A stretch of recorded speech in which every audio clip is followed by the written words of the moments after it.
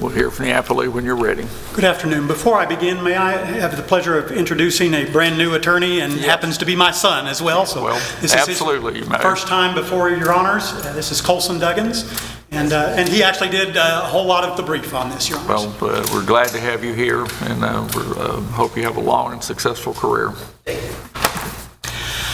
And I would also like to reserve 5 minutes for rebuttal, if I may. Yes. May it please the court, I am Steve Duggins from the Hamilton County Bar, and I represent the plaintiff appellant, Heather Smith, a former employee of Blue Cross Blue Shield of Tennessee. Article 1, Section 23 of the Tennessee Constitution, part of the Declaration of Rights, states that citizens have a right, and I emphasize that word right, to instruct their representatives. It goes on to say that they have a right to apply to those invested with the powers of government for redress of grievances or other proper purposes by address or remonstrance.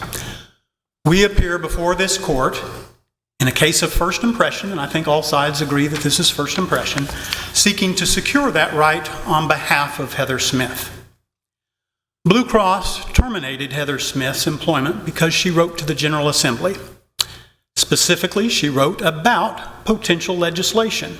And in other words, she was terminated for exercising her Article 1, Section 23 right to instruct her representatives.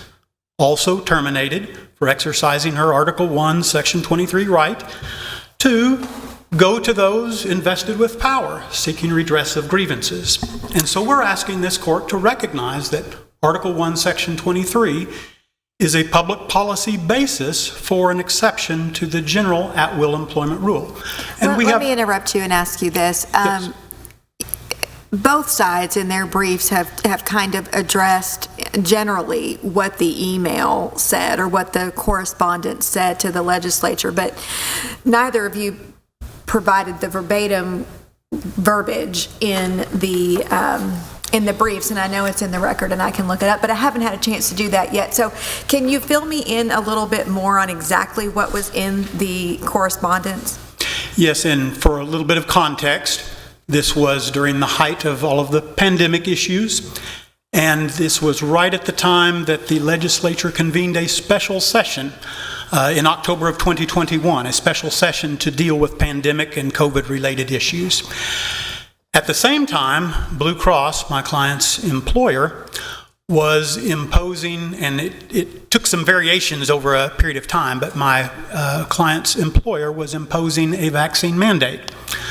My client had religious objections to taking the vaccine, and so she was addressing the legislature in their special assembly convened to deal with these kinds of issues to get legislative protection for people of her position, or just, it wouldn't necessarily have to be somebody who was having a religious objection to the COVID vaccine, but might have some other objections, such as, medical objections to it. But she was seeking protections from the General Assembly for her beliefs relating to the COVID vaccine. So I feel like it sort of matters what she said. I mean, it's one thing to say, I have this religious exemption for the vaccine, and I disagree with Blue Cross's mandate. It's another thing to say, Blue Cross is a terrible employer, and this is ridiculous, and how should I work for somebody that's so, the language is important, and I still don't know what the language was. And actually, my recollection, Your Honor, is the specific wording is not in the record. And that leads me to the first of two prongs in a response to your question, Your Honor. Let me stop you right there. So the actual correspondence that she provided to the legislature is not part of the record? That is my recollection, Your Honor. Then how are we supposed to decide if what she said is protected or not?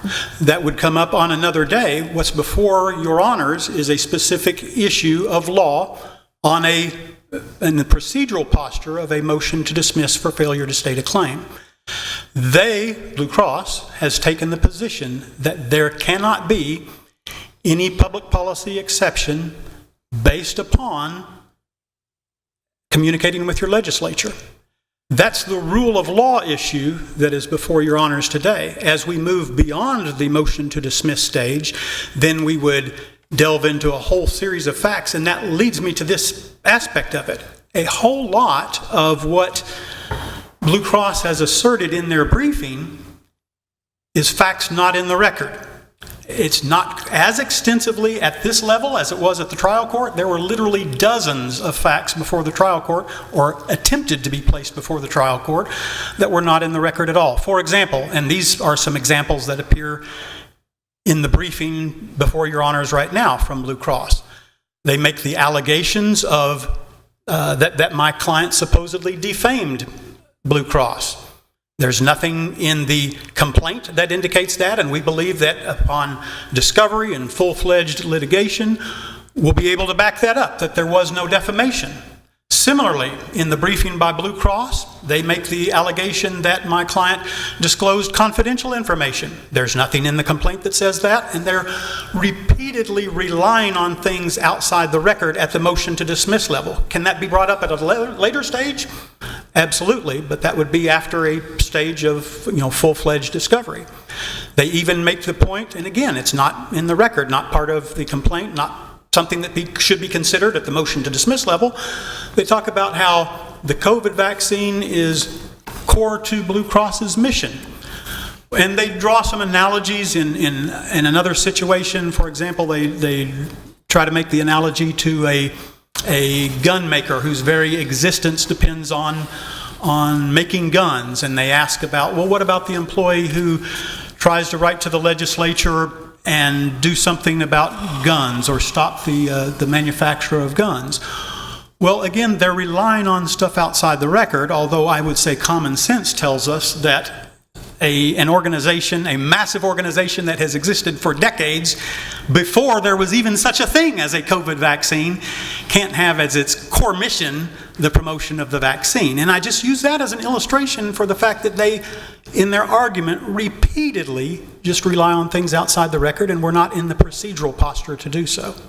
What is the specific reason that was communicated to your client as to why she was terminated? Because she communicated because she sent those emails to the legislature. And that's in the complaint, that's specifically referenced in the complaint, that they specifically told her she was being terminated for sending those emails. Also in the complaint, her email, not the first one, but the second one, and this is one of the counts of the complaint, or one of the paragraphs, specifically says that she was not expressing this opinion on behalf of or speaking for Blue Cross. She was very clearly distinguishing this from her employer, indicating that this is her personal opinion. And I think what Blue Cross has really done is highlighted at the top of page 17 of their brief. If you have an underlying assumption and what they're asking you to do, I think they're asking you to be a super legislature, when in fact, the policy judgment has already been made by the framers of our Constitution. But at the top of page 17 of their brief, they make a statement about the fact that they're basically saying that the employment at will doctrine, the common law employment at will doctrine, is the greater state interest over the state interest expressed by the framers of our Constitution when they declared that there is a right. And I emphasize that right because, again, in the briefing of Blue Cross, they kept trying to water that down with language like it's an ability, but this is a very black and white, unambiguous, clear, and I use those words intentionally because that's what we're looking at under the rule set forth in Chisholm.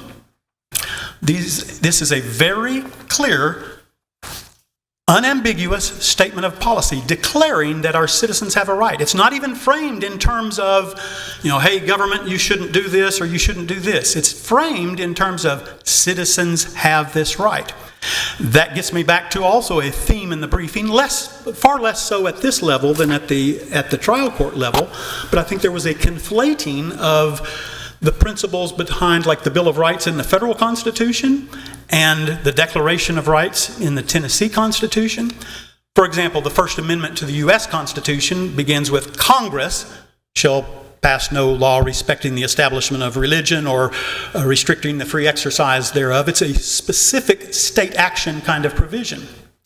What we have here in Section 23 of Article 1 is very clearly the opposite of that. It's saying citizens have that right. And another part of the Constitution referencing the Declaration of Rights refers to how that right is inviolate and shall never be transgressed upon. And what Blue Cross is trying to ultimately do is set forth a common law employment at will doctrine above a fundamental principle value established by the framers of our Constitution. I see my time has expired. Let me ask you a question, though. Where we are now is the trial court, in its order, said, I didn't consider any of this extraneous stuff that was put before me. I did what Rule 1202 says. I looked at the complaint, and I'm granting the motion to dismiss based upon solely upon the complaint. In other words, what else, all the other stuff was presented to me that wasn't in the complaint, played no role in its decision. Is that correct? That's correct, Your Honor. And he also indicated that he actually believed that there should be this cause of action, but did not believe he had the authority to do so. Do it. Yeah. Okay. Thank you. You have your time for rebuttal. Thank you, Your Honor. We'll hear from the appellee. Members of the court, my name is Bob Boston. I'm a member of the Chattanooga and Nashville Bar. My partner is Josh Wood. He's not met you either this morning. I introduced him to the court. Judge Davis, I believe the two emails are at the record at transcript 18 and 19 and in 34 and 43. When we went and filed our motion in the Chancery Court of Hamilton County, we thought it was relevant that the courts see what they were, even if it was for context, because of some of the allegations in the complaint. Otherwise, the court was faced with no knowledge of what had happened. From a substantive standpoint on your question, my client would consider and argue that the substance of it is relevant, but it's not determinative. The reason it's not determinative is the right that they are asserting comes from a constitutional principle of the petition, the right to petition, which doesn't apply to private employers to start with. It's limited to state action. There is no duty by a private employer in Tennessee to consider somebody's statements or their even freedom of speech rights, and that's replete through the law of Tennessee. So if there is no duty to consider what was said, whether it was good, bad, or indifferent by a private employer, then that part of what's the content of it would not be legally determinative relevant. Now, if I may, my client asked this court to affirm the dismissal of the plaintiff's complaint because it does not create a cause of action under existing Tennessee law. The doctrine of employment at will, you may recall from our brief, has existed in Tennessee for over 100 and some odd years. Tennessee was the first state in the United States to recognize it, and it has been in place since. What is your termination based upon? I'm sorry, Your Honor? What is your termination based upon? Is it based upon employment at will, or is it based upon her communicating with the legislature? The catalyst was the communicating with the legislator. The reason was what she said. If she had not said it, then she would not have been fired. If she had said it privately, she would have been fired, would be my client's contention. If Your Honor, please, here's an analogy that I'd ask the court to consider. With at will, termination is for any reason, a bad reason, a morally reprehensible reason. It doesn't matter, as long as it's not specifically made illegal.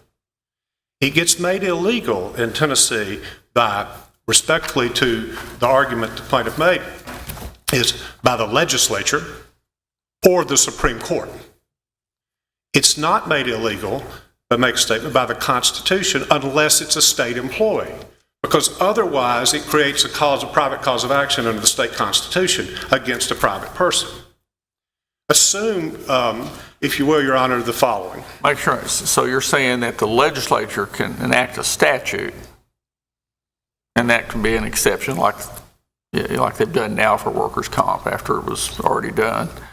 But as they've done it, So the legislature can enact a statute, and that can be the exception to the employment at will. But the Constitution can't. The Constitution could doesn't. for a state employee, for a government employee, because there are governmental protections for, say, freedom of speech. That's not what we have. How is it limited? The language that they're talking about, Article 1, Section 23, how is it limited to state employees? Because a constitutional claim, if Your Honor please, is only attributable to action by the government. It's not, there is no private cause of action for an individual, for Bob Boston, not to terminate Josh Wood because I don't like what he says. That's freedom of speech. There are a series of cases, Your Honor, please. Well, but the question is whether or not there's an and I know I'm interrupting you. No. The question is whether or not there's an established public policy. Mm-hmm. That's the question before us.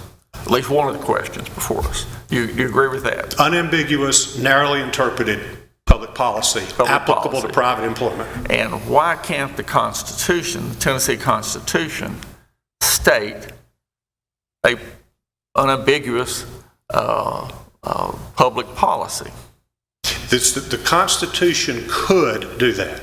The Constitution doesn't do that. Why doesn't the language here do that? Because there has been no interpretation in Tennessee law by the Supreme Court ever that has given a private cause of action to an individual for employment at will, ever. The only suggestion where that has happened is in Ms. Smith's brief.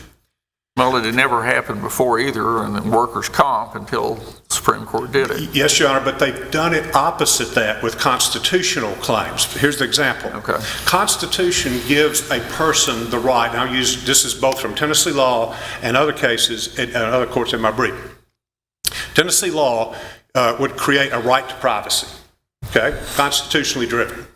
The Tennessee courts have said that does not create a private cause of action under the Constitution in abrogation of employment at will.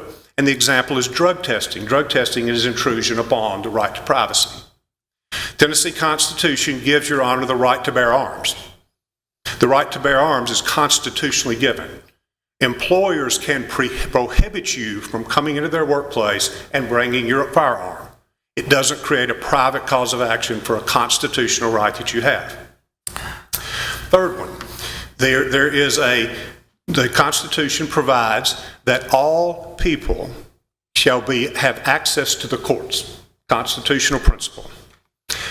Tennessee case law is that when a person was fired for suing his employer, in that case, I think the case is Dieters versus Home Depot, that's a constitutional right set in the Constitution, did not create a private cause of action or exception to at will.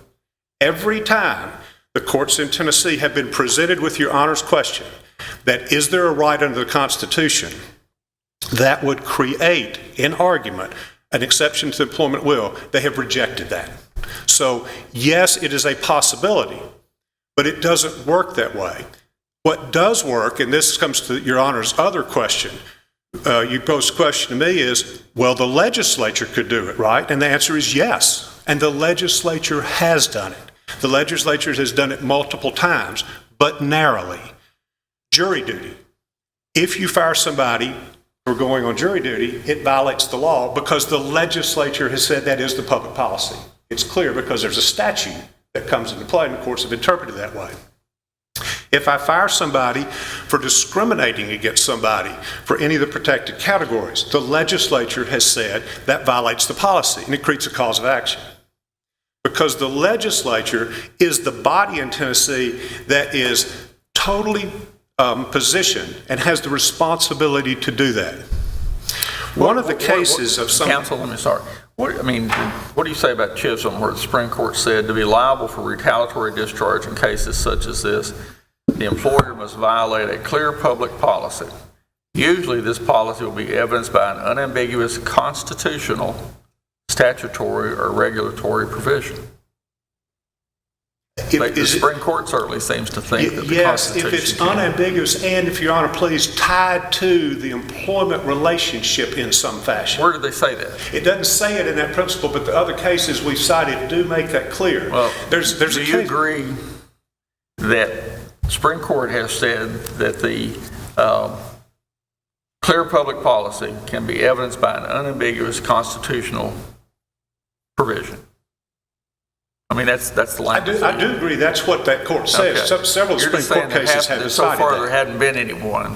They've actually rejected that there after isn't they one, stated and that there it. really isn't one. They said they haven't found it in the Constitution. That's why they go to the legislature. Even though the Supreme Court said you could do it if it's in the said if the Constitution sets it out, but you're saying that there's no provision in the Constitution, Tennessee's current Constitution, that provides a clear public policy. Now I'll hush. As it relates to the employment at will relationship. And the reason why I'm saying that, Your Honor, is because since that promulgation of the law, the Supreme Court has been asked multiple times to find it and hasn't found it in the Constitution ever.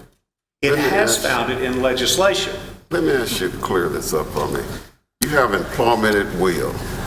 You can terminate anytime for no reason whatsoever at your own discretion. Is that correct? Yes. Okay.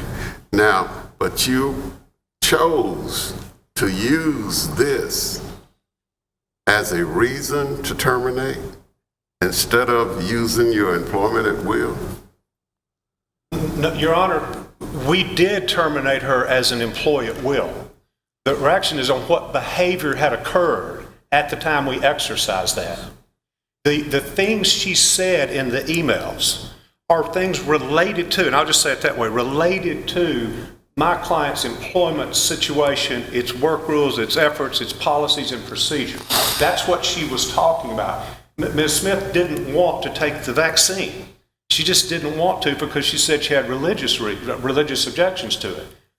There's a remedy for religious objections. It's under Title VII.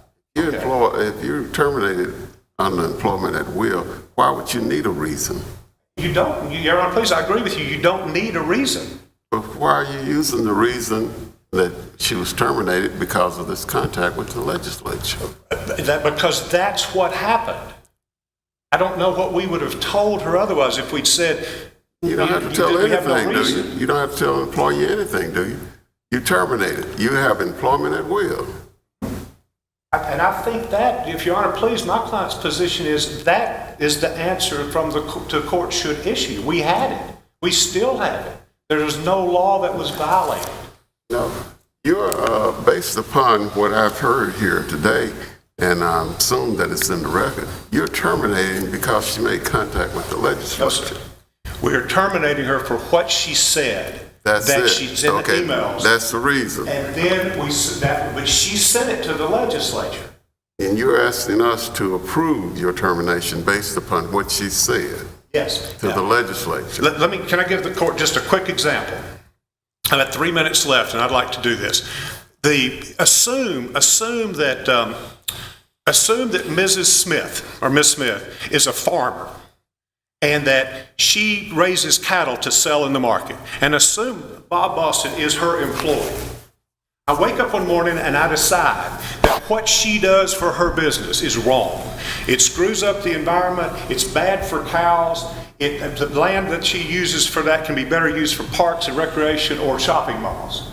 I then decide to come tell all of my co-employees, she's wrong, and what she does is bad. And I want it stopped, and I passionately feel that way. I really feel it in my heart of hearts. It's important to me. And then I go and I publish an article about it. And the novel says, my employer kills cows. Eat more beef is wrong. And I put a picture up I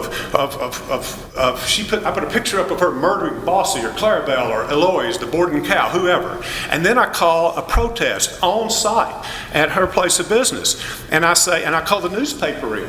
And I say, and I make a quote, and I ask it to be promulgated all over the world because I disagree with her business. If she fires me, she has done nothing wrong. She can fire me for any of those things that happen. That's the concept of at will. Now, that's not illegal. How does it, this is a question to the court rhetorically, how does it become illegal if I happen to send all of those things I've done just to my legislator? under the alleged right to petition the government. And I asked the legislature to say, don't let them process cattle and don't let them do these things. It's bad. If I could be terminated for all of those things before, which I submit to you I can under employment at will, how does it become cleansed that I cannot be terminated anymore because I've added a legislator to my personal audience? No, you didn't add, make sure what's your distinction here. Did you add a legislator, or was it only the legislators you sent it to? Well, she had already raised throughout the system at all these issues. As I understand it, y'all fired her because of the emails she sent to the legislators. She had raised the substance of the issue. I understand. internally. What was the reason you all gave for firing her? Did you fire her because you told other people this, or did you fire her because she sent the email to the legislators? Yeah, I don't know that I can unwind those two, Judge. That's not a fair question. I don't mean to be missing. I just don't think I can unwind Don't worry that about your ball. time. That's not a fair question given where we are on a motion to dismiss. What did she allege in the complaint? She alleged that with a complaint that we fired her because she talked to the legislature. Right, okay. And that what I asked you before was not a fair question because that. No, that's what she did allege. Yeah. We had pointed out by showing the actual documents, it was much more than that. The point was, you can, anybody in employment law can look at an employer's decision as being harsh. But the problem with that aspect, it's not harsh because the employee and the employer each can terminate it. They each can leave. I will tell you what's troubling me, Yes, at sir. least one thing, is I'm trying to figure out what that language in the Constitution was for. It says citizens have a right. So we start with it's citizens. It doesn't limit it to anything other than citizens. It says citizens have a right to instruct their representatives to apply to those invested with the powers of government for redress of grievances or other proper purposes by address or remonstration. You know, I mean, the government's not going to pass a law saying you can't send us a letter. You know, they don't have to do that. They can just ignore it. So what is the purpose of this? Stated this right. In our brief, we have set out what my client believes is the reason why state action is required. When the Constitution is created, all the powers that are given to the government are delegated from the people. One of those is the right to petition us being the government. That's all it gave. It didn't say a citizen of the state can petition the government and keep an at-will position at the same time. And I think if I may interrupt, as I'm understanding your argument in a broader sense, what you're saying is, yes, the Constitution gives you, a citizen, this right. It also gives you the right to free speech. It also gives you a whole bunch of rights, right? But those rights, the fact that you have those rights don't mean that there are no consequences when you exercise them in a way that is detrimental to your employer. It's a rub between your exercise of that right and the employment at will doctrine and the right of the employer to expect whatever it expects from its employees. Is that a fair characterization? If I could have swapped places with you 15 minutes ago and said the same thing, it would have been even better. All right, well, No, thanks. that is exactly the point. And Your Honor, please look, if I asked you to, look at the Korb versus Raytheon case that's cited, Supreme Court of Massachusetts. Last statement it has in the opinion says, that business decision, talking about the one that was issued there, in Korb, there was an employee who had gone and talked to the government about funding for governmental defense issues. Raytheon wants to spend money for governmental defense. After the person had made the communication to the government, he then went and privately said, we're spending too much money on defense. Raytheon didn't like that, and they fired him. The Supreme Court of Massachusetts in Korb, in a very short opinion, but directly to your point, Judge Davis said, that business decision is not an interference with any secured rights. Korb is free to express whatever opinion he wishes. Raytheon need not pay him to do so. And that's the difference. Because he doesn't have a right to employment, it's at will. That's correct. All right. That's why he doesn't have to be paid for it. The at-will allows Raytheon and Blue Cross Blue Shield to make the decisions to end their employment relationship.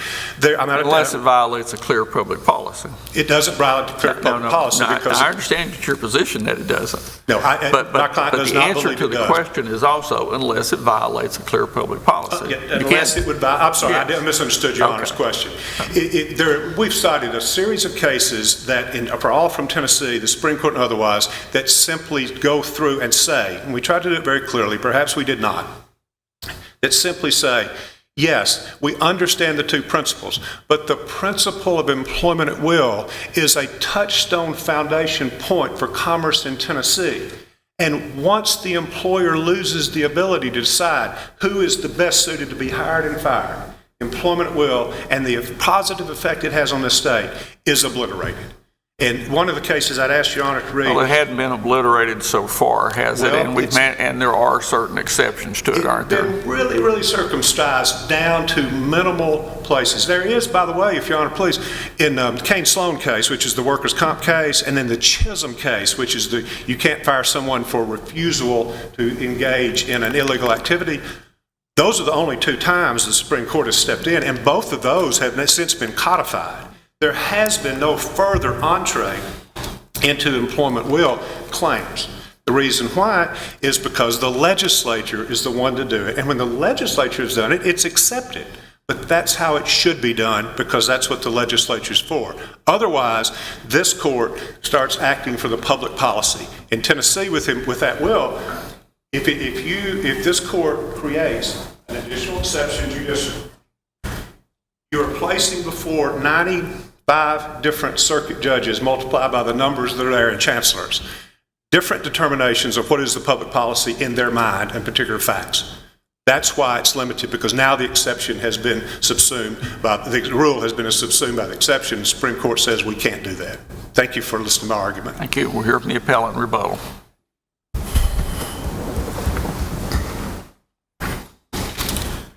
Your Honors, if I may, I'd like to begin with that hypothetical that Mr. Boston used a couple of minutes ago.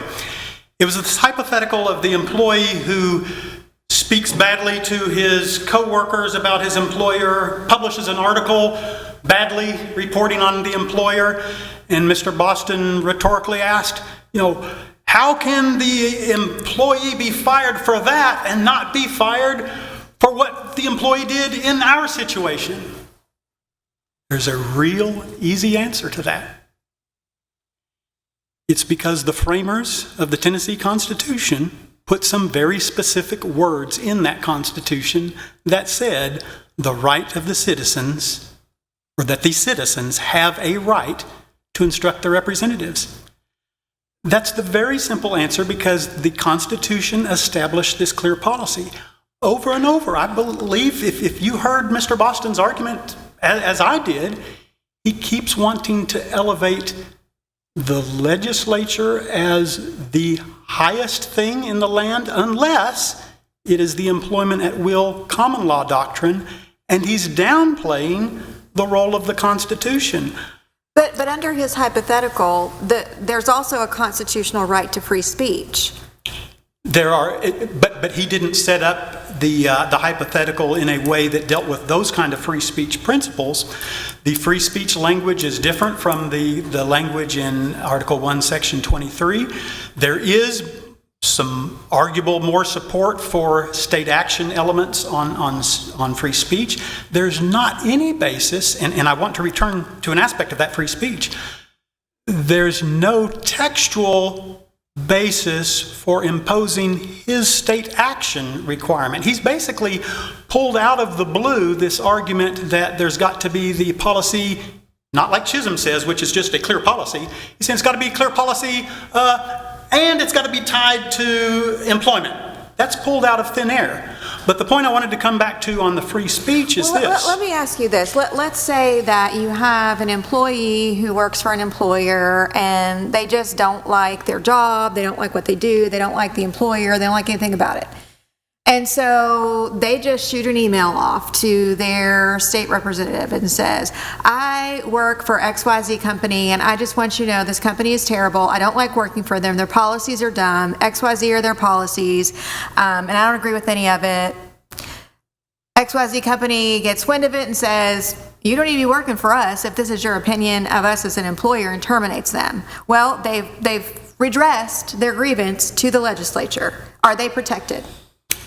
They are, and there's a double layer of analysis here, Your Honor. Let's hear it. The first layer of analysis is, first of all, in your hypothetical, we did not delve into whether there are defamatory remarks or anything such as disclosure of confidential trade secrets or something like that. It was just a statement which, based on your hypothetical, could be very true. And I would say, at the first level of analysis, Your Honor, that the framers of the Constitution, and what they say is the most fundamental law of the land, the framers of the Constitution said, you've got a right to communicate with your legislators. And if you want to complain, and by the way, isn't that where a lot of our Fair Labor Standards Acts came from? It was employees complaining about miserable working conditions. And our framers said, you've got the right, because this is the way our whole democratic republic system is based, you've got the right to communicate. So what are your rights as an employer? Do you not have a right as an employer to make sure your employees are loyal to your company and don't disparage your company and don't speak ill of that? To a considerable degree, yes, but not where it can trump the provisions of the Constitution that says, in our design of government, one of the most fundamental, important things of all for our democratic republic to work is you have to be able to communicate with your legislators. And by the way, employers sometimes do terrible things. And by the way, our government needs to know about this. You can't go off being, talking to your neighbor maybe about how terrible they are. But if it's something that is to be addressed to the legislature, that's a narrow window of people. And we have declared as a people in our Constitution, that's one of the formal bedrock principles of this government, that we have to be able to communicate with our legislators. And that's what they've done. And I've got 10 seconds for my free speech point on the Rigsby case. Rigsby did not rule out a free speech argument. The reason Rigsby lost his case was that he was burning company property on company time. And the court actually implied that in the right circumstances, they would recognize a free speech claim. Thank you, Your Honor. Let me ask you, just in addition to that case, what do you say to counsel's pointing out that every time the Supreme Court's had the opportunity to cut out another public policy exception on a constitutional basis, it hasn't happened? I would say Rigsby there's been very little dealing of that, and right. Chisholm notes a whole lot of circumstances where there could be, they just weren't dealing with it, and Rigsby actually implies that it is. Now, they didn't have to, I admit they didn't have to resolve it, but they implied that there would be one. The reason they didn't in Rigsby was because it was on company premises, burning company property. Not a scenario like what we've got is off the clock, own resources, identifying yourself as speaking your own opinion, not the opinion of the company. So it was very separate from the kind of scenario that we had in Rigsby. And I think I have to acknowledge the court wasn't perfectly clear in Rigsby, but I think the fairest reading of Rigsby is that the court would recognize a free speech cause of action or a retaliatory discharge based on free speech in the proper circumstances. Thank you, Your Honors. Thank you. Our thanks to counsel for both sides. We appreciate your arguments today and your briefs. It's a really interesting case, and I would tell you that every time I tell one of my law clerks that this is a really interesting case, they always go, just hang their heads and realize it's going to be an awful lot of work for them. But thank you all. We appreciate you've made your positions very clear on the issue. That was a fun argument. I wish they were all that fun. Yeah. To have very well prepared lawyers on both sides is very nice. It makes our job both easier and more difficult. Thank you for listening to us. Yeah.